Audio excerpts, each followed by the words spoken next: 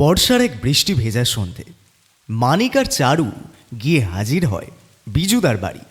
আজ বিজুদার বাড়ি আড্ডা দিতে এসেছে দুজনে। আসার পথে মানিক ভুলুদার চপের দোকান থেকে 5টা বেগুনি আর মুড়ি মাখা নিয়ে আসে। এই বৃষ্টি মুখর দিনে বিজুদার আড্ডার সাথে ভুলুদার বেগুনি মুড়ি মাখা এ যেন স্বর্গসুখ। মানিক আর চারু গিয়ে কড়া নাড়ে।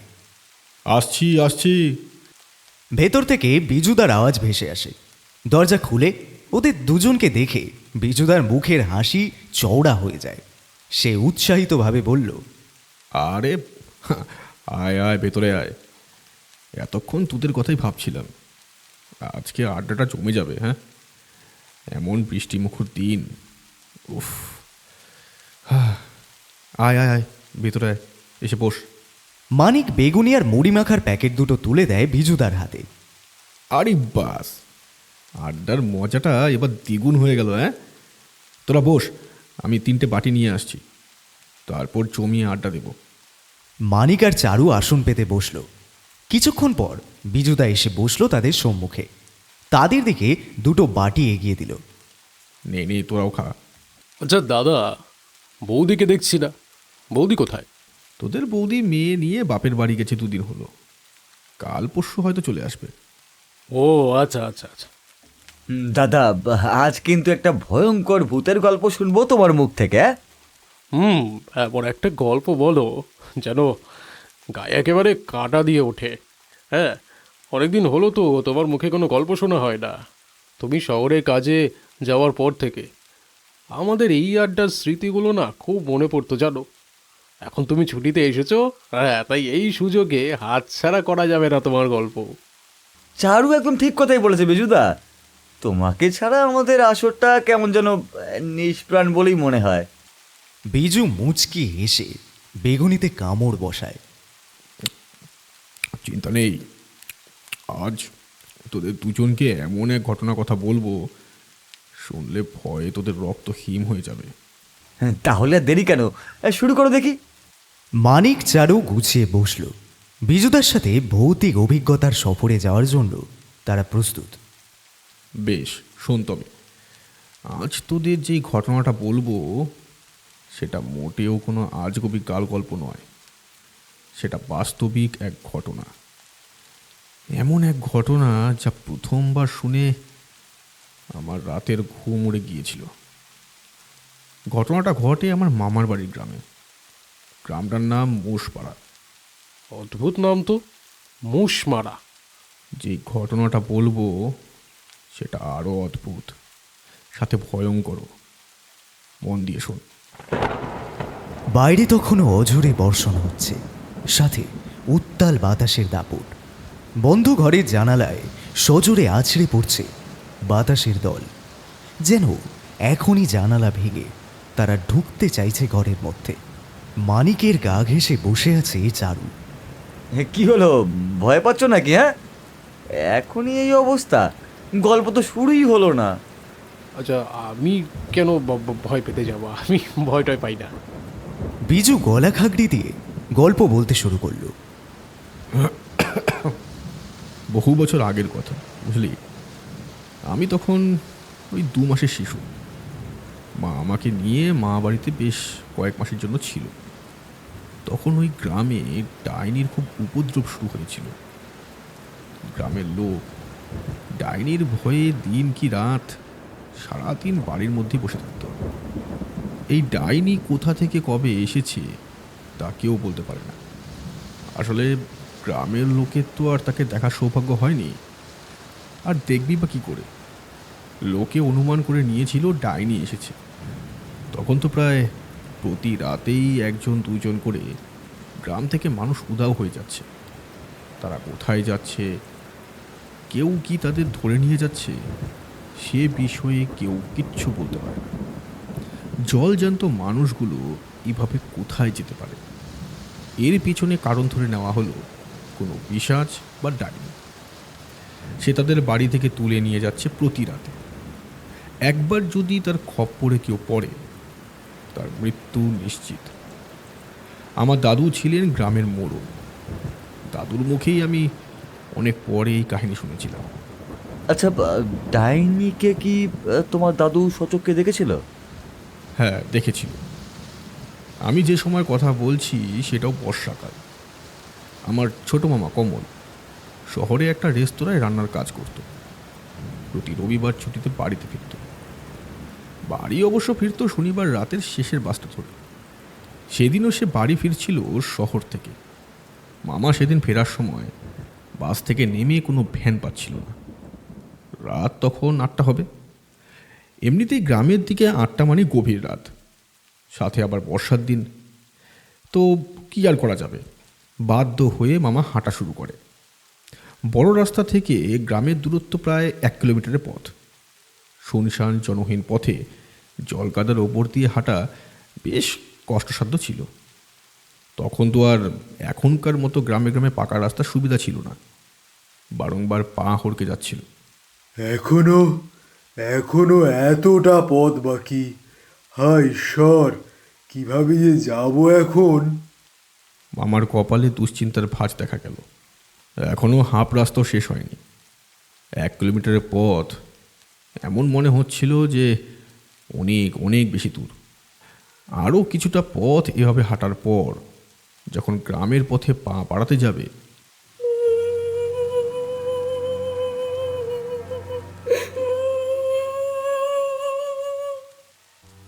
এমন সময় কানে আসে কান্নার শব্দ, মেয়েলি গলার কান্না। মামা সেটা শুনে চমকে যায়। এমন নির্জন পথে কে কাঁদছে? এদিক ওদিক টর্চের আলো ফেলে, কিন্তু কাউকে দেখতে পেল না। পেছনে ফেরার পরে হঠাৎ একটা ডাক তার কানে এলো। কেউ যেন তার নাম ধরে ডাকছে। মামা পিছনে ফিরে দেখল একজন মহিলা দাঁড়িয়ে আছে। মহিলাকে দেখে মামার বুকটা একটা অজানা ভয়ে কেঁপে উঠল। দুরু দুরু বক্ষে মামা নিচু গলায় প্রশ্ন করল, এই, কে আপনি? এমন এমন বর্ষার রাতে বাইরে কি করছেন? আর আর ওই কান্নার শব্দ, ওটা ওটা কি আপনারই ছিল? মহিলার মুখটা ঠিক দেখা যাচ্ছিল না। একটা হাত ঘোমটায় সে আড়াল করে রেখেছে। মামার কথা শুনে সে কেঁদে উঠল। ফুপিয়ে ফুপিয়ে বলল, আমার মরদটা আমাকে মোটে ভালোবাসে না বাবু। সারাদিন ছেলে মেয়ে দেখা, সংসার সামলানো সব আমি করি। ও দিনরাত মদ গিলবে, জুয়া খেলবে, রাতে বাড়ি ফিরে আমাকে মারধর করবে। আজ তো আমাকে চুলের মুঠি ধরে মেরে বাড়ি থেকে বের করে দিয়েছে। আমি আর ওর বাড়ি ফিরবো না। ঠিকই তো, ঠিকই। এ তো ভারী অন্যায়। এখন এখন তাহলে আপনি কি করবেন? এই রাত বিরেতে এইভাবে একলা মেয়ে মানুষ পথে পথে ঘুরে বেড়াবেন? মহিলা আর কোনো উত্তর করল না। না জানি কোত্থেকে দমকা বাতাস বইতে শুরু করল। গাছের পাতার সনসন শব্দ শোনা গেল, সাথে একটা ঐশাচিক উল্লাস শোনা গেল। বাতাসের দল এসে মহিলার মুখ থেকে কাপড়টা সরিয়ে দিল এক ঝটকা। টর্চের আলোয় মামার চোখে তখন দৃশ্যমান হলো সেই মহিলার মুখখানা। মহিলার মুখ দেখা মাত্রই পালাতে গিয়ে পায়ে পায়ে জোর লেগে মুখ থুবড়ে জলকাদার ওপর পড়ল মামা। মহিলা খিলখিল করে হাসছে তখন। তার শরীরে মাংস বলতে কিছুই নেই, কেবল এক নর কঙ্কাল দেহি দাঁড়িয়ে আছে। তার চোখ নেই, নাক নেই, কান নেই। কি বিভৎস সেই চেহারা! তারপর তার হাসি একসময় মিলিয়ে গেল। তার বদলে হুঙ্কার দিয়ে সেই নর কঙ্কাল দেহি বলছে, কাউকে ছাড়বো না, কেউ মুক্তি পাবি না, কেউ বাঁচবি না তোরা। সব পাইকে মারবো, তিলে তিলে শ্মশান বানাবো এই গ্রামকে, যেভাবে তোরা সবাই আমার জীবনটাকে নরক বানিয়েছিলি। মামা পালানোর পথ খুঁজে পায় না। গ্রামের মানুষদের মুখে ডাইনির গল্প শুনলেও মামা সেসবের কিছুই বিশ্বাস করতো না। মামা চিরকালই এসব ওই গাঁজাখুরি গল্প বলে উড়িয়ে যেত। কিন্তু সেদিন স্বয়ং মৃত্যুকে হাতছানি দিতে দেখে মামার প্রাণ পাখি ছটপট করতে থাকলো। সেই কঙ্কাল দেহি আর বেশি সময় ব্যয় না করে তার 2 হাত দিয়ে সিদ্ধ আলুর চটকানোর মতো মামার মাথাটা চটকে দিল। এক টানে উপড়ে নিল ধর থেকে। এক এক করে এত কুচি করলো শরীরটার যে দেখে চেনার আর কোনো উপায় রইল না যে সেটা কার দেহ। তৃপ্তির সাথে মাথাটাকে কচমচ করে চিবিয়ে বাকি অংশগুলোকে সেখানেই ফেলে রেখে মিলিয়ে গেল সে আধারের সাথে। এতদূর বলে থামল বিজুদা। সে দেখল মানিক আর চারু ঘরের এক কোণে সেদিয়ে গেছে। চারু ঠকঠক করে কাঁপছে। কিরে, ভয় পেলি নাকি তোরা? আমি কি অন্য গল্প বলবো? না না, এটাই শেষ করো তুমি। এই গল্পটাই আজ আমরা শুনবো। তোরও কি একমত চারু? হ্যাঁ হ্যাঁ বিজুদা, তুমি বলতে থাকো। হ্যাঁ, এরপরে কি হলো? আগামী দিন সকালেও মামা ফিরল না দেখে খোঁজ খবর করা শুরু হলো। মামা এমনটা তো কোনোদিনও করে না। প্রতি সপ্তাহে সে একই দিনে একই সময়ে বাড়ি ফেরে। কিন্তু আজ কি হলো? দাদু গ্রামের লোকেদের নিয়ে খুঁজতে শুরু করলেন। ওনারা ভেবেছিলেন রাতে হয়তো জল কাদার জন্য মামা কারোর বাড়িতে আশ্রয় নিয়েছে। এই ভেবে গ্রামের প্রত্যেক বাড়িতে খোঁজ করা শুরু হলো। একটা সময় যখন তারা গ্রামে ঢোকার পথের দিকে আসলেন, তখন তাদের চোখে পড়ল একটা ছিন্ন ভিন্ন দেহ পড়ে আছে। অনেকেই সেই দৃশ্য দেখে আঁতকে উঠলেন। সেখানেই আরেকটা জায়গায় পড়ে আছে একটা টর্চ আর একটা ব্যাগ।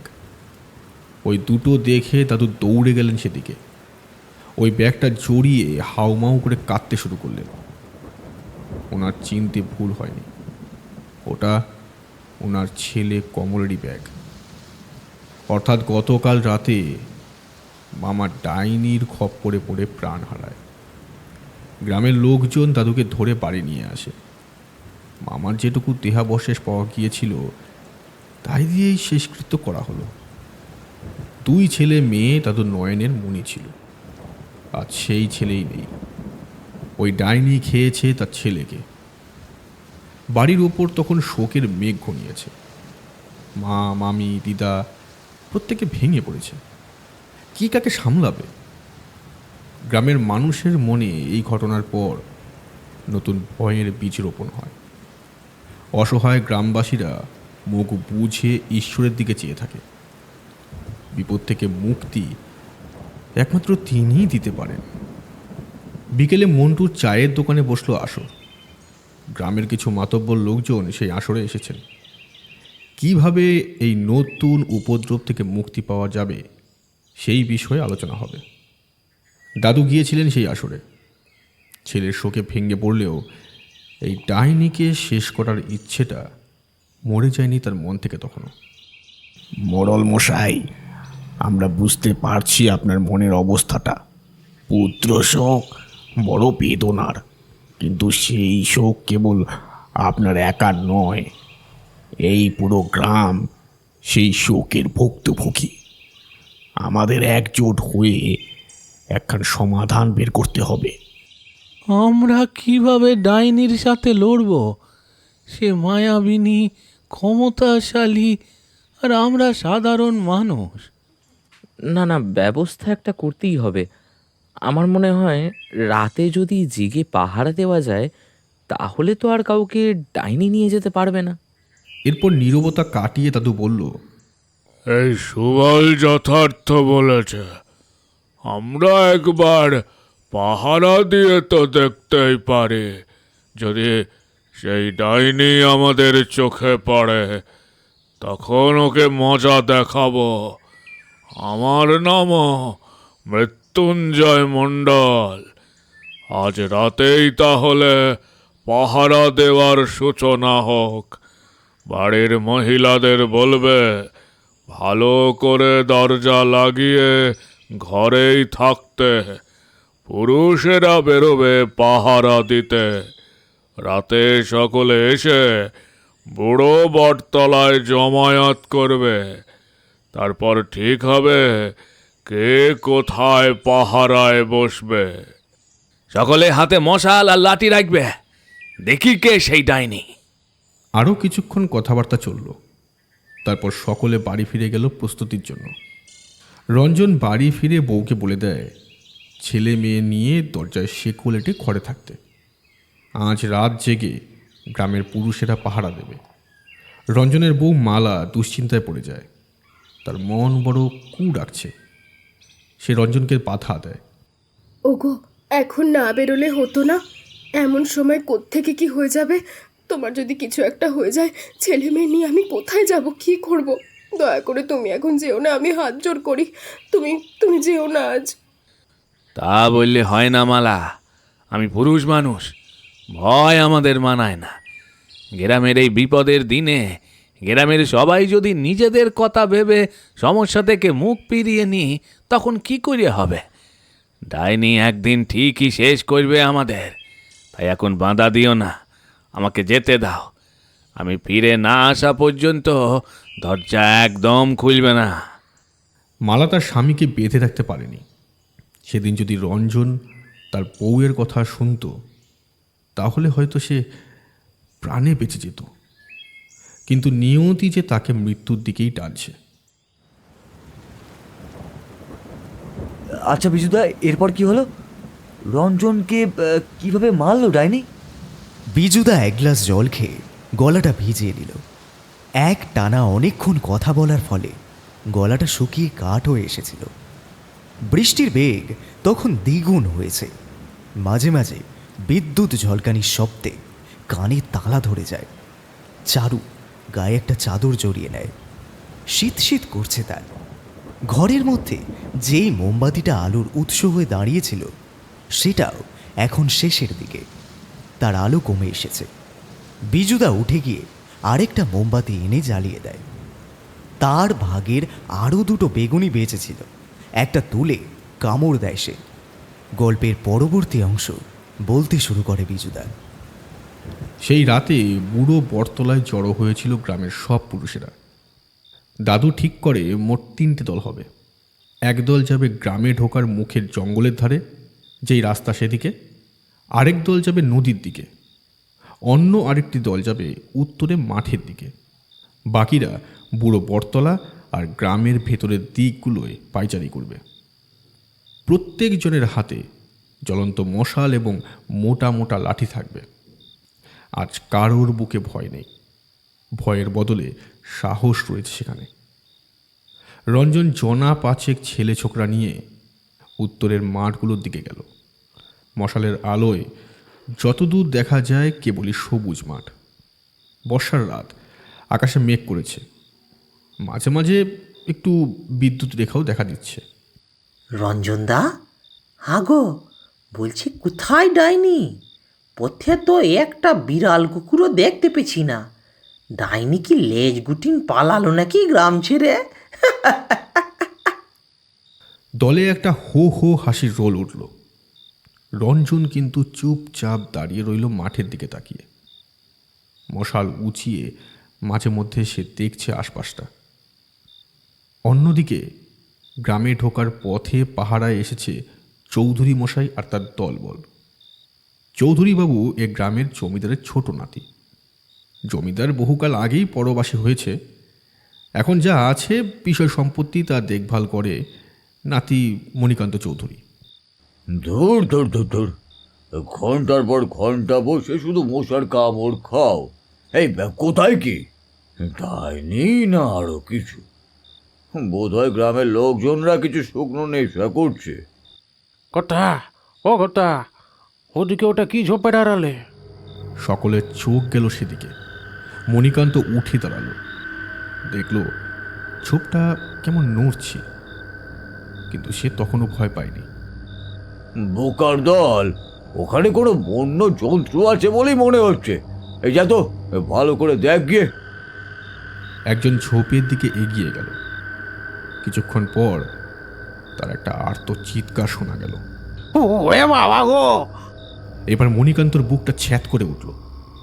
দলবল নিয়ে সে এগিয়ে গিয়ে দেখল ঝোপের মধ্যে একটা বাচ্চা ছেলে অনেকটা উবু হয়ে বসে কি একটা খাচ্ছে। আরও ভালো করে মশালের আলো ফেলতেই দেখা গেল সে একটা মানুষের মাথা খুব তৃপ্তির সাথে ভক্ষণ করছে। কি পৈশাচিক তার মুখের হাসি, হাড় হিম হওয়ার জোগাড় হয়ে দাঁড়িয়েছে। মণিকান্ত বুঝতে পারে এই মাথাটা তারই একজন লেঠেলের, কিছুক্ষণ আগেই যে ঝোপের দিকে এসেছিল তার। এতগুলো মানুষ দাঁড়িয়ে থাকার জন্য ওই বাচ্চা ছেলেটির খেতে বাধা সৃষ্টি হচ্ছিল। আমাকে একটু ভালো করে খেতে দাও তো তোমরা, অনেক দিন কিছু খাইনি, খুব খিদে পেয়েছে। মণিকান্ত বাচ্চাটিকে চিনতে পারল। এই তো সেই বাচ্চা। মণিকান্তর চক্ষু চরক গাছ। ভয়ে আতঙ্কে সে পড়ি কি মরি বলে ছুট দেয়। তার পেছনে ছুটছে তার লেঠেল বাহিনী। ওদিকে মাখন কি একটা দেখে ভয়ে এক লাফে উঠে দাঁড়ায়। গায়ের লোম খাড়া হয়ে গিয়েছে তার। কাঁপতে কাঁপতে সে রঞ্জনকে বলল, রঞ্জনদা, ও রঞ্জনদা, হাগো বলছি, ওটা ওটা কে বটে ওখানে দাঁড়িয়ে? হ্যাঁ, ওটা ওটা কে? সকলের চোখ তখন সেদিকে। একজন মহিলা তাদের থেকে 10 হাত দূরে দাঁড়িয়ে। মশালের আলোয় স্পষ্ট দেখা না গেলেও বোঝা যাচ্ছে যে সে একটা হাত ঘোমটা দিয়ে মুখখানি আড়াল করে রেখেছে। রঞ্জন একটু এগিয়ে গেল তার দিকে। এই যে আপনাকে বলছি, কে আপনি? একা মেয়ে মানুষ এত রাতে এই মাঠের ধারে কি করছেন? আপনি জানেন না এখন গ্রামের পুরুষেরা পাহারা দিচ্ছে, মহিলাদের বাইরে বেরোনো এখন নিষেধ। মহিলাটি কোনো উত্তর দিল না, ঠায় দাঁড়িয়ে রইল সেখানে। রঞ্জন আরও কিছুটা এগোলো তার দিকে। মনে মনে সকলে রঞ্জনকে সেদিকে যেতে বারণ করছে, কিন্তু মুখে কিছু বলতে পারছে না। মৃত্যু তাদের নীতি স্বয়ং হাজির। এখন আর পালিয়ে লাভ নেই। রঞ্জন আবার প্রশ্ন করল, কি হলো? কিছু কথা বলছেন না কেন? আপনি কি কথা বলতে পারেন না? হঠাৎ দমকা বাতাস বইতে শুরু করলো, আর সেই দমকা বাতাসের ঝাপটায় মহিলার মুখের ওপর থেকে খসে গেল ঘোমটাটা। মশালের আলোয় রঞ্জন যা দেখলো তা দেখে তার রক্ত জল হয়ে গেল। ভয়ে থরথর করে কাঁপছে সে। মুখের বাক শক্তি কেউ যেন কেড়ে নিয়েছে। সকলে ছুটতে শুরু করেছে, যে যেদিকে পারছে ছুটে পালাচ্ছে। রঞ্জন ছুটতে ছুটতে কোথায় এসে পড়ছে সে জানে না। চারিদিকে খুঁটখুটে অন্ধকার, ঝিরঝির করে বৃষ্টি শুরু হয়েছে। রঞ্জন একটা গাছ ধরে হাঁপাচ্ছে। একটু আগেও সেই মহিলা তাদের পেছনে ছুটে আসছিল, কিন্তু এখন তাকে আর দেখা যাচ্ছে না। স্বস্তির নিঃশ্বাস ফেলতে যাবে এমন সময় উত্তরের দিকে তাকাতে গিয়ে রঞ্জন দেখল তার মাথার ওপর গাছের ডাল থেকে তারই দিকে মুখ করে ঝুলছে একটা কঙ্কাল দেহি। রঞ্জনকে দেখে বিশ্রী রকম হাসছে সে। রঞ্জনের ছোটার শক্তি আর নেই। বউয়ের ছেলে মেয়ের মুখগুলো তার চোখে ভেসে ওঠে। এই কঙ্কাল দেহি তাকে এখনই মেরে ফেলবে। এই ভাবতে ভাবতে হঠাৎ কঙ্কাল দেহি এক লাফে রঞ্জনের বুকের ওপর বসে। 2 হাত দিয়ে এক ঝটকায় ধর থেকে উপড়ে নেয় মুন্ডুটা। রক্তে ভেসে যায় চারদিক। বৃষ্টির মধ্যে এমন এক ঘটনার সাক্ষী কেবল সেই কঙ্কাল দেহি। পরমানন্দে মুন্ডুটা চিবিয়ে রঞ্জনের দেহটাকে টুকরো টুকরো করে ছিঁড়ে ফেলে দেয় সে। তারপর আকস্মিকভাবে মিলিয়েও যায় অন্ধকারের গভীরে। মালা বেচারি তখন স্বামীর চিন্তা করতে করতে ঘুমিয়ে পড়েছে। সে জানতেও পারল না বাইরে কি ঘটে গেল। আমি তখন কতবার করে বললাম যেও না যেও না, আমার কোনো কথা কানে তুললো না লোকটা। এখন আমি কি করবো এই 2 ছেলে মেয়েকে নিয়ে? হায় ঈশ্বর, তুমি তুলে নাও, আমায় তুলে নাও। স্বামীর শোকে মালা আজ দিশেহারা। এত কান্নাকাটি সে করছে, গায়ের বউ ছিঁড়া সামলাতে পারছে না তাকে। আরও একজনের প্রাণ গেল, আর হয়তো কোনো আশাই রইল না। গ্রামের লোকজনকে হয়তো ওই ডাইনির হাতেই মরতে হবে। তাহলে কি সত্যিই গ্রামের সবাই মারা গেল? ডাইনি কেন এসব করছিল এখনো তো জানা হলো না। বলছি, ডাইনি আসলে কে এবং কেন সে এমনটা করছিল তোদের এবার বলবো সেটা। এরপর কেটে গেল আরও বেশ কিছুদিন। গ্রামের লোকজন সব আশা ভরসা ছেড়ে দিয়েছে। তারা নিশ্চিত ছিল যে এই ডাইনির হাতেই তাদের মৃত্যু নির্ধারিত। গ্রামে দিনের পর দিন হত্যালীলা বেড়েই চলল। প্রতি রাতে 1জন 2জন 4জন করে উধাও হতে থাকল। তাদের মুন্ডুহীন ছিন্নভিন্ন দেহ পরের দিন সকালে পথে ঘাটে পাওয়া যাচ্ছিল। গ্রামের বুকে আরও এক রাত নামল। মণিকান্ত চৌধুরী রাতে ঘুমানোর জন্য কেবলই গা এলিয়েছেন বিছানায়, তিনি দেখলেন পাশে ওনার স্ত্রী নেই। উনি স্ত্রীর নাম ধরে ডাকলেন, উর্মিলা, উর্মিলা, কোথায় তুমি? এত রাতে কোথায় গেলে? হ্যাঁ? মণিকান্ত খুঁজতে খুঁজতে এসে দাঁড়ালো ঘর লাগোয়া বড় বারান্দায়। মণিকান্ত দেখল তার স্ত্রী উর্মিলা বারান্দার রেলিংয়ের ওপর একবার এদিক একবার ওদিক হাঁটছে। এই দৃশ্য দেখে মণিকান্তর চোখ কপালে উঠে যায়। কি করছো তুমি উর্মিলা? নেমে এসো, নেমে এসো, পড়ে যাবে তো, নেমে এসো বলছি। উর্মিলার চুল হাওয়ায় ভাসছে, ঠিক যেন একদল সরীসৃপ। উর্মিলা একবার ঘুরে তাকায় তার দিকে। উর্মিলার মুখ দেখে হৃৎস্পন্দন বেরিয়ে যায়। এখনই মনে হচ্ছে হার্ট ফেল হয়ে যাবে। এ মুখ তো উর্মিলার নয়, এ মুখ তো... কিরে, ভয় পেলি বুঝি?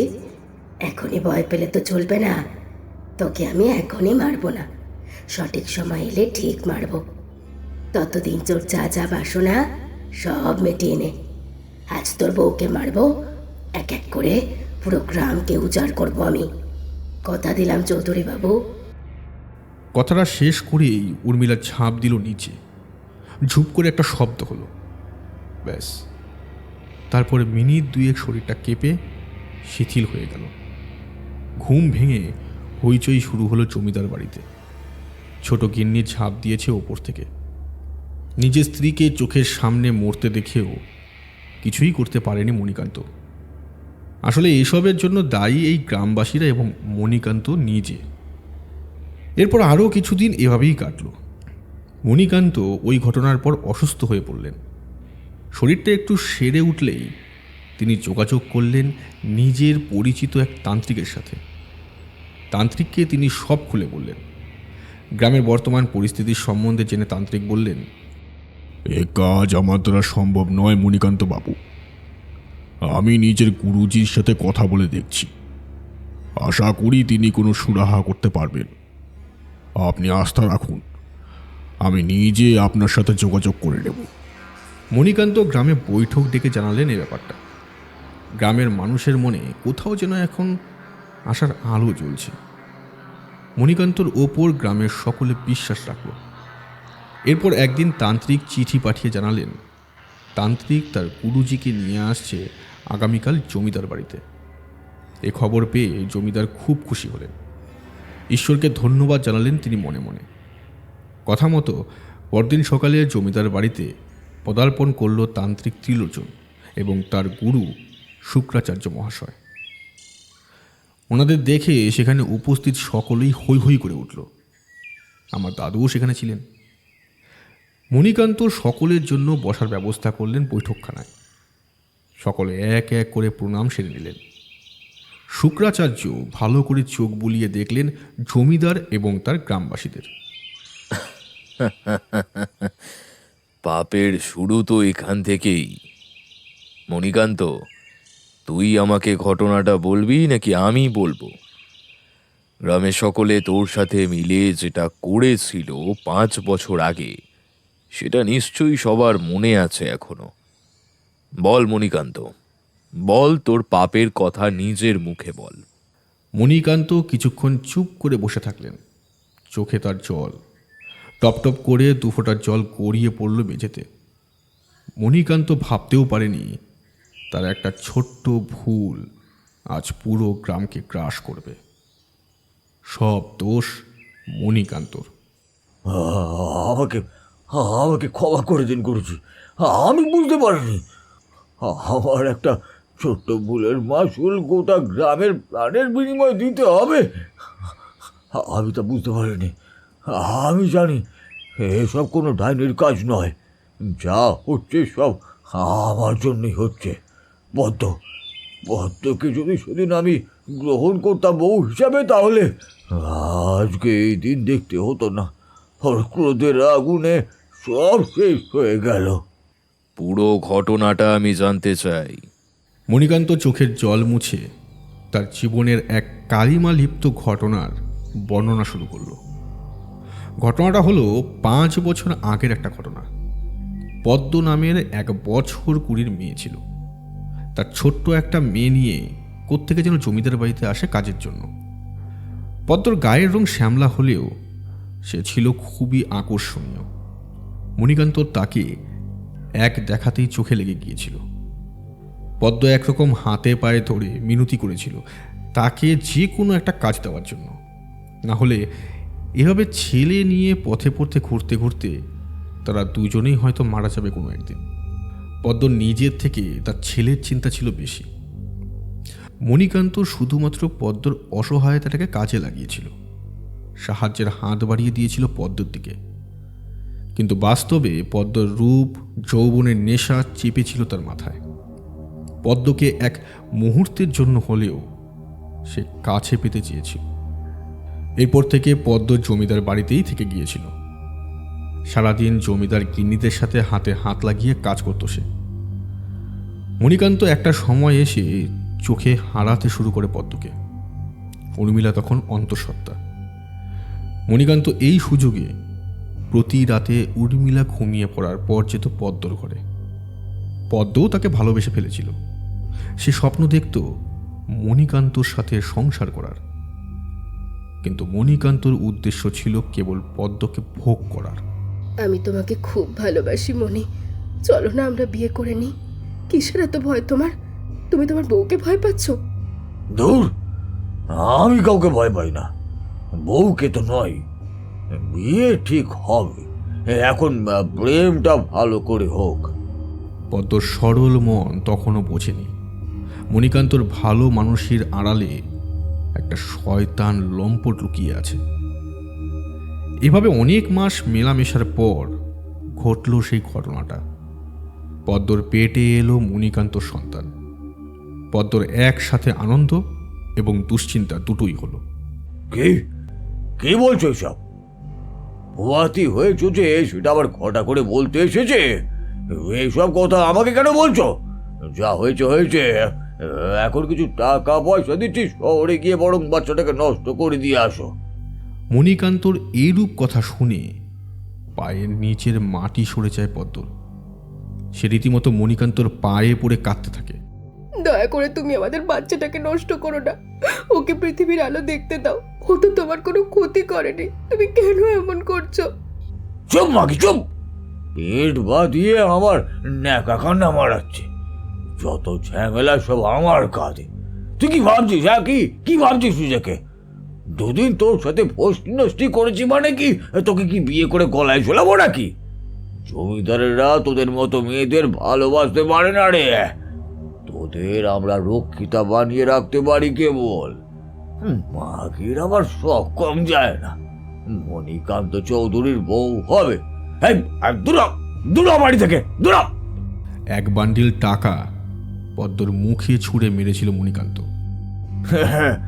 এত টাকা তো 14 পুরুষ কখনো দেখেনি রে বাঘি। টাকাটা নিয়ে এখান থেকে বেরিয়ে যা, যা যা, এখন বেরো এখান থেকে। সেদিন সেই টাকা মণিকান্তর মুখেই ছুঁড়ে মেরে ছেলে কোলে নিয়ে চোখের জল ফেলতে ফেলতে বেরিয়ে যায় পদ্ম। সে এরপর গ্রামের মানুষদের কাছেও যায় সাহায্যের জন্য, কিন্তু কেউ তাকে সাহায্য করেনি। বদলে তাকে গালাগাল দিয়ে তাড়িয়ে দিয়েছিল। তারপর আর কি, রাগে, ঘেন্নায়, দুঃখে ছেলের সমেত পদ্ম নিজের শরীরে আগুন ধরিয়ে দেয়।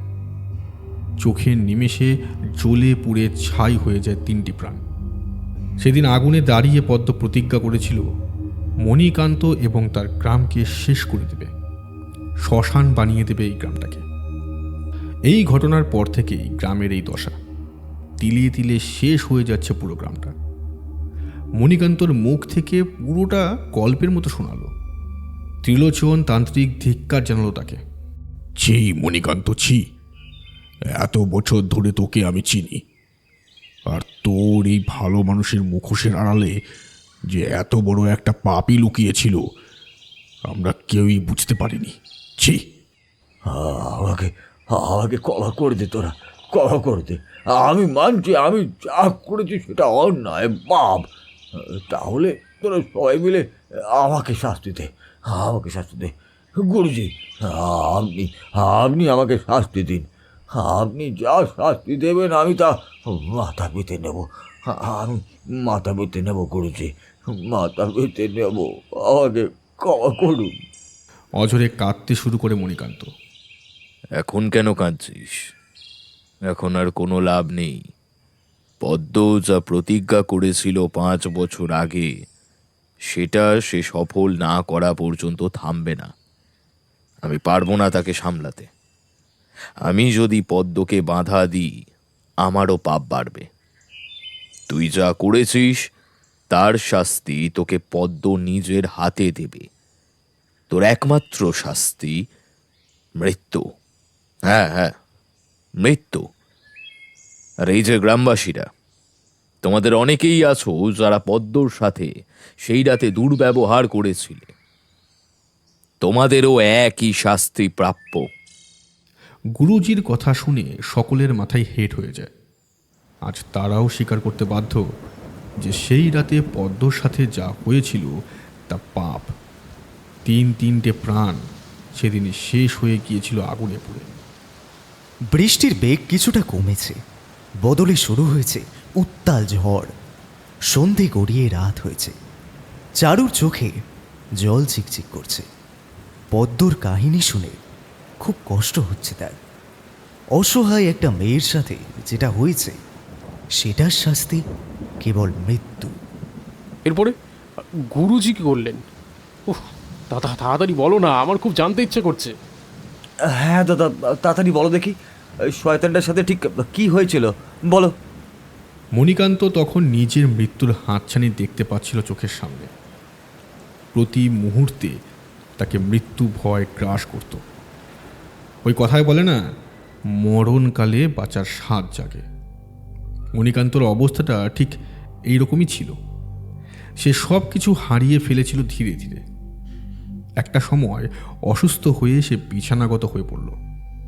গুরুজি যেদিন তার বাড়িতে এসেছিল সেদিনই গ্রামের লোকজন গুরুজিকে বলেছিল কিছু একটা করতে, কিন্তু গুরুজি তাদের থেকে সময় চেয়ে নিয়েছিল। সপ্তাহখানেক গুরুজি নিজের বাড়িতে ধ্যান করেন। উনি নিজের গুরুদের সান্নিধ্যে যান। পদ্মর সাথে কি করবেন, কিভাবে তাকে মুক্তি দেবেন, সেটা ওনার জানা ছিল না। ত্রিলোচন একদিন এসে গ্রামবাসীকে জানিয়ে গেল গুরুজি আগামীকাল গ্রামে আসবেন, আর সেদিনই তিনি মুক্তি দেবেন পদ্মকে। গ্রামবাসীদের চিন্তাটা কিছুটা হলেও দূর হলো। কথা মতো আগামীকাল গুরুদেব এসে উঠলেন মণিকান্তর বাড়িতে। মণিকান্ত শোচনীয় অবস্থা দেখে গুরুজি মোটেও অবাক হননি। তিনি অবশ্য এর থেকেও খারাপ কিছু ভেবেছিলেন। এই কে কোথায় আছিস?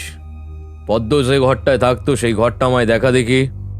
মণিকান্তর বাড়িতে কাজের লোকেরা গুরুজিকে পদ্মর ঘরটা দেখিয়ে দিল। গুরুজি সেই ঘরের সামনে গিয়ে দাঁড়াতেই অদ্ভুত কিছু অনুভব করলেন।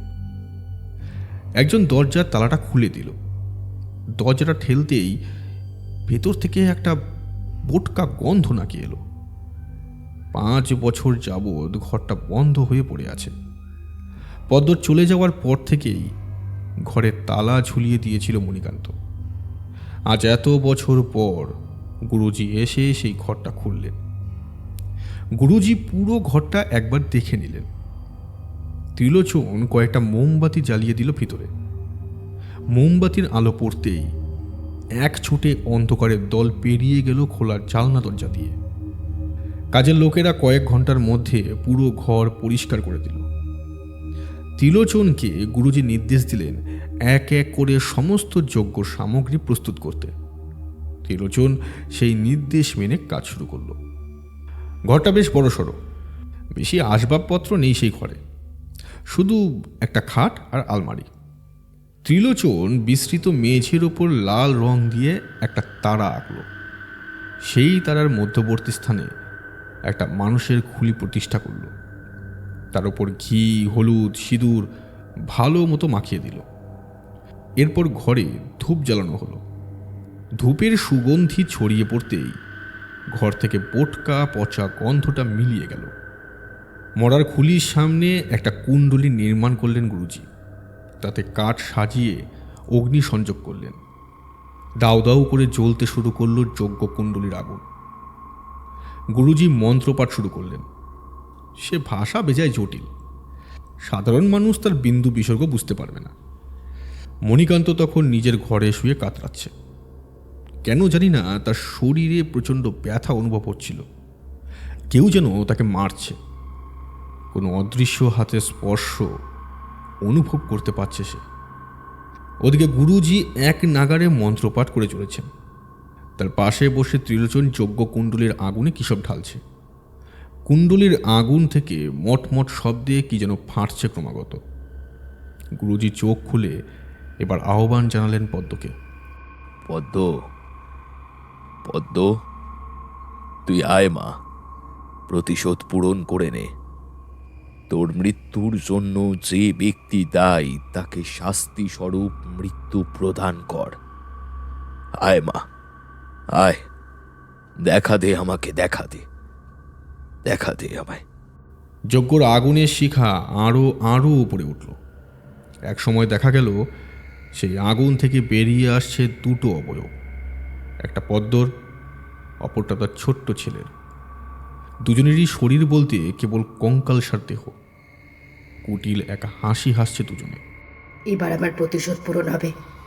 যে আমাদের এই হাল করেছে তাকে আমরা নিজেদের হাতে শাস্তি দেব। কি রে খোকা, দিবি তো? হ্যাঁ মা, শাস্তি দেব আমি। যা তোরা, শাস্তি দে তোদের অপরাধীকে। ঘরের দরজা খুলে দেয় ত্রিলোচন। বিদ্যুৎ বেগে সেই কঙ্কালদেহী ঘর থেকে বেরিয়ে যায়। কিছুক্ষণ পর মণিকান্তর ঘর থেকে আর্তনাদ শোনা যায়। সাথে শোনা যায় কিছু উল্লাসের কণ্ঠস্বর।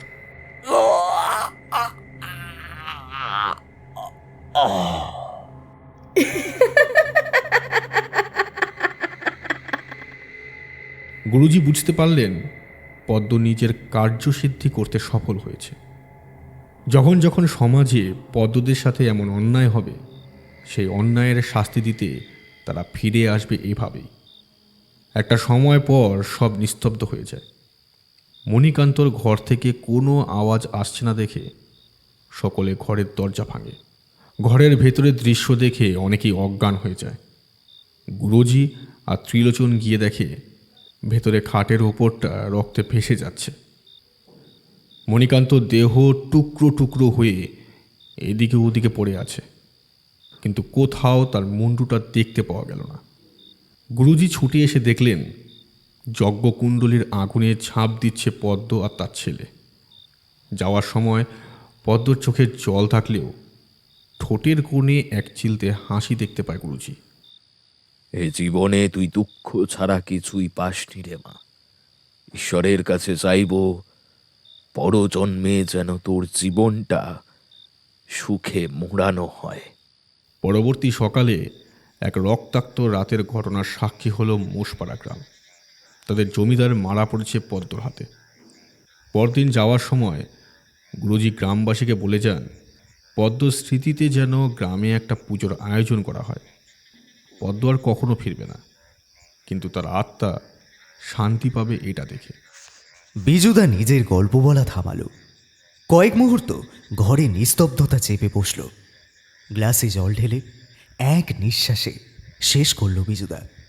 এদিকে বৃষ্টি ঝড় দুটোই বন্ধ হয়েছে অনেকক্ষণ হলো। তোদের আজ যা কিছু শোনালাম পুরো ঘটনাটাই আমার দাদুর মুখে শোনা একটা ঘটনা। তিনিই আমাকে ছোটবেলায় একবার বলেছিলেন এই কাহিনীটা। তখন আমারও গালা গল্প মনে হতো এসব, কিন্তু এখন সত্যিই বিশ্বাস করি। পদ্মর জন্য না মনটা খারাপ করছে।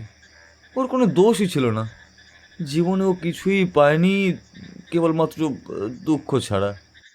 একদমই তাই, কিন্তু এটা শুনে শান্তি পেলাম। ওর দোষী শাস্তি পেয়েছে, ঠিক হয়েছে জানোয়ারটার সাথে একদম।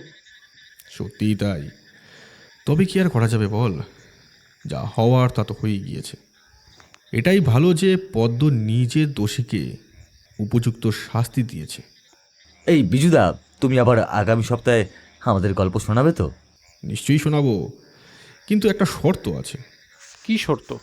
পরের সপ্তাহে 2টো বেগুনি বেশি আনতে হবে, হ্যাঁ? আনবো আনবো।